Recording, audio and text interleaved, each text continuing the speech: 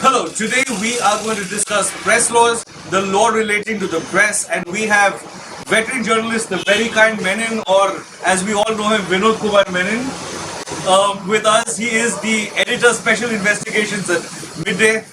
Vinod, thank you so much for coming and joining us. Thank you, Floyd. Thank you for inviting me for your show.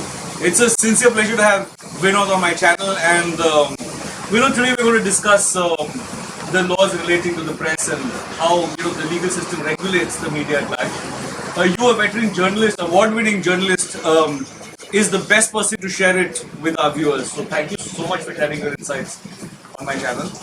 Thank you, Floyd. So firstly, how does the law, we start from the Constitution of India, Article 19, 91, 92. How does the law and the legal system regulate the press and the media? So, if you recall, Floyd, pre-independence, the whole purpose of having the newspaper started because that was the only mode of communication that was available, wherein the masses would be told about what is happening at the ground level, especially when the freedom movement was going on. So, those days we didn't have any press law as such. But post the independence, when our great leaders were framing the constitution, Article 19.1 and 19.2, as you correctly said, 19.1 highlights about the freedom of speech and expression, and also from 19.1a to 19.1g, which is meant for the citizens. And as far as 19.2 concerned, it basically puts on certain restrictions that the state can put on the citizens when it requires. Now, over the period of time, we have seen a lot of changes. So, you have a lot of changes in terms of law, you have got a lot of changes in terms of content that is coming in from a particular purpose of having the newspaper launched way back before independence, and today the scene has changed, seen it all. And whether it is section 499 or 500 of criminal defamation that we talk about in IPC, or whether we talk about the press laws that is governing, there's already a lot of restrictions today. So as a responsible journalist, you are responsible for everything, right from putting in the headline till the end note of your article, because you don't know what statement of yours in your article or what line in your article can turn around and put you into a legal hassle if you don't apply your mind and ensure actually, what you said is really hit the nail on the head as a responsible journalist. That is the crux of enforcing the constitutional mandates. Correct. Article 19.1, 19.2, the reasonable restrictions posed on 19.1a, freedom Correct. of speech and expression. Correct. The classic cases, apart from the legal framework, I want to get to that later. Yeah. But the classic case of the whole thing is, one is the legal framework, and then, as you said, as a responsible journalist, I really love the term you use, as a responsible journalist, with the whole question of the ethical considerations that come in later. So I'll go to the ethics part later, but on the legal part, 19.2, the restrictions to freedom of speech and expression. Yeah. How that's come about in maintaining order and decorum with the press. So it does happen wherein the state can always impose the reasonable restriction as far as freedom of press is concerned, because that's one way, the medium that people still today, if you see, get connected to the whole issue that is being talked across the city or the country or the state and even international level. But what happens is that many a times we realize that amid the freedom of press, you try to talk about anything which indirectly creates a lot of issues. Therefore, I talk about responsible journalism, because you can't just get away under the ambit of free speech or free press by just making statements for the sake of making statements, and you don't take responsibility for what you are saying or what you are writing. So that won't lie on you. On that note, I really want to push you a notch forward and ask you this one fundamental question. Today, the competition in the media, the competition in the news media space is so phenomenal. Each one is, when it comes to breaking news, each one wants to be ahead of the race. Each one is always trying to be one step better than its competition. How do you really maintain that whole thing with the balance between, making sure you are ahead of the race, and yet, making sure the facts are verified, making sure that what you're doing is not infringing on a law? So, Floyd, when we started our career, we were fortunate enough to have been mentored by veteran editors and veteran city heads who would emphasize right from day one that you have to ensure that you do thorough research, be at the ground level, talk to people, and also ensure that like whoever against whom you are writing, give a fair chance for that person to talk his side of it. So you need to So understand. effectively, you're just saying what we in legal terminology say audi alter and pater. And you're Absolutely, the other side as well. So absolutely, it's very fair to because you represent know, the true picture. absolutely. So because you know, you don't have to be biased as a journalist.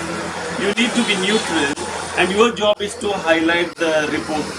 And the report can always be highlighted when you bring in facts on table. And facts can always be brought on table when you give fair chance to both the party. Or what happens otherwise is that it becomes vested interest. And when you get into vested interest, you are also opening yourself for legal consequences. So we've spoken so much about constitutional law. So you have several other laws which also form part of the reasonable restriction, and also at a broader level put restriction on the press. And then you've got the Contempt of Court Act, you've got the Official Secrets Act, and of course so many newer laws which have been coming in from time to time. I will talk about OSA.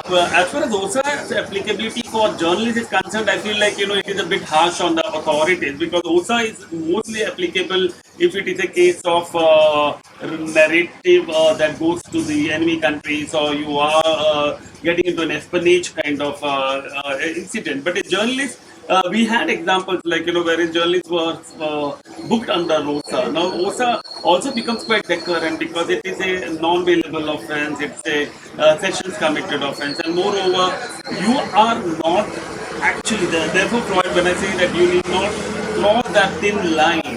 As you correctly said, like today it's a competition. Yes, there is a competition between the breaking news, but my concern also comes up with like being informed and disinformation among that because like the journalist's responsibility is to ensure that he gives in an accurate information to the masses and in the process the public should not get confused about Very what is true. That's the important. whole thing of the verification of facts, verifying what you're True. going out with. And True. So, Floyd, I can think of like during the COVID time there were a lot of disinformation. I still remember like Oxford University was the first one to come up with a separate team only for ascertaining what are the facts which are in public domain, so that only the facts. Now we have like within certain big television houses also the fact checking teams. So their job is to check the fact before it is going out in public, and even if it is out in public, you assure that like you try to bring, and with artificial intelligence coming in today, anything can be top of the head become a story which people will believe it to be true. Wherein like unless you do a due diligence and you realize that like it is not something that is correct. what about contempt of court, the eagerness to report proceedings from court? Because I know that is something that's very dear to Vinod. He is just one mark sheet away from becoming a lawyer himself. So Content do not come in regularly, Floyd. Even you know that this happens in rarest of rare kind of cases. Again, like what to report and what not to report from the courtroom is what is a challenge. Because as I said, like earlier when we were cub reporters, we were very fortunate to work closely with veterans. And these veterans, they knew their job very well. They knew how to safeguard the reputation of the brand because the brand value of the publication always stands with you. And that is one thing where we had to go back to our desk and ensure that like anything that goes in print, we verify and cross check. Now, for instance, Floyd, I have been talking to you quite often, and I have been also verifying whether certain things can be put in, cannot be put in. Now, all those verifications can happen till the content does not go into print. Therefore, content is something like you need to be seriously concerned about because the moment you get into content, trust my word, till you are a journalist, till you are out there reporting, people would want to talk to you, regard, everything is there for you. But the moment you cross your thin line and you are on the other side of the law, believe me, nobody wants to be there. That's a tough thing that you can experience, being out there in the court as an accused. very true. Vinod is someone never got into contempt, but his viewers are always content. Yeah, talking about this and the whole thing, taking it forward. Today you have the entire online portal, competition that comes in. The whole competition and the whole pressure that comes in from online portals because they're so much faster than print and even television for that matter. They're out there, and of course the entire social media engagement that happens at the online level. That is always something that probably is going to put pressure on the conventional media, I mean, at least print and television. I don't agree to this, Floyd. The reason being, as I said earlier, it is more about being informed and disinformed. Now, when it comes to the concept of breaking news, which is on the tip of your finger, where you have something, you have no window to cross-verify what you're doing because you get the tendency of believing that everything what is shown there is correct, and you try to follow the bandwagon of headless chicken running around with no direction. So this is basically what the concern is. As a print journalist, my biggest concern is like to re-verify and reconfirm, because understand you are a silent salesman according to me. Because as a silent salesman, you are carrying the brand of your publication. You are responsible for your own byline because people out there know you because the story is what you carry. Moreover, the third party is like your editor and the publisher is also being linked because they trust your work. They believe that like you might have done all the due diligence, and that is when like as a journalist, when I think of breaking news online and breaking news for the print, it makes a lot of difference because you get the windows time for rechecking, reconfirming, and then putting up the news out there. But there have been cases earlier also where the online media or the social media have retracted their content. They had to pull back the content, and now How does the law really regulate them? Because they that don't is the come reason why within- we have the OTT that is now sitting on everyone's head. Because otherwise, why would the government of India think of having a control over the OTT, the social media platform?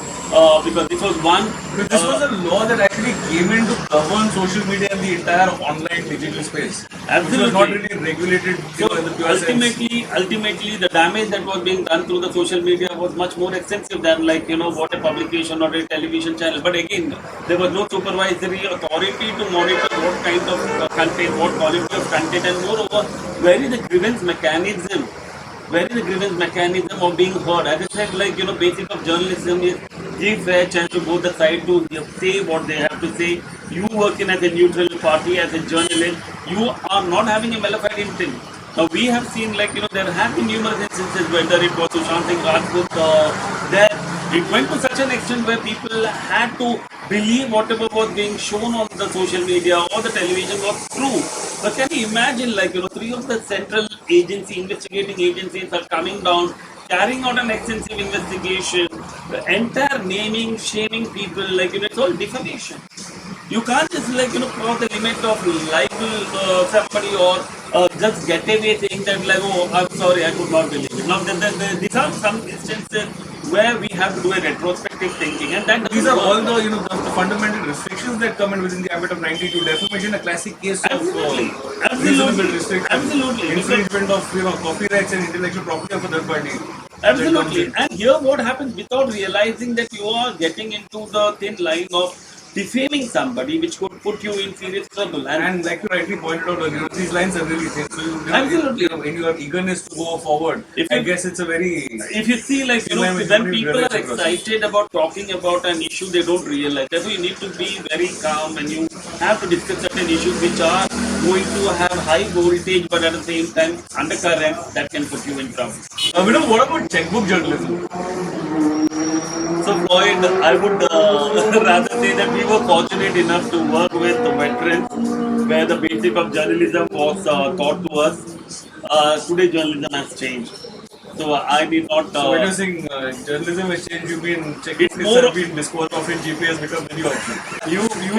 You have your way of interpreting it. But yes, today the scenario has changed because today the connection is a group of journalists working together. So you have an information, you pass on to rest 5 or 6 of them or 10 of them, and then it goes to the public at large. In our time, it was not that way. You work independently because that is where you have the sources coming in directly from the authorities or the investigating officers who are probing the case. So we have to be very alert and cautious about what we are saying and at what point in time.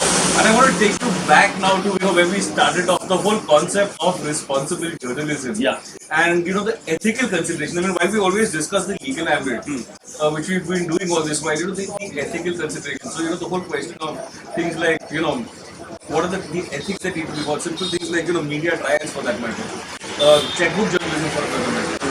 So the issues that have been raised at several forums in the past. So media trial, I told you exactly about Sushant Singh case. There have been numerous other cases. Now I can recall of a case of Priya Rajvansh's death. Now when Priya Rajvansh was found dead in the Juhu flat, they just made a statement that like she died of cardiac arrest. Now it was basically when we verified with the autopsy surgeon, they said like there is a ligature around her neck.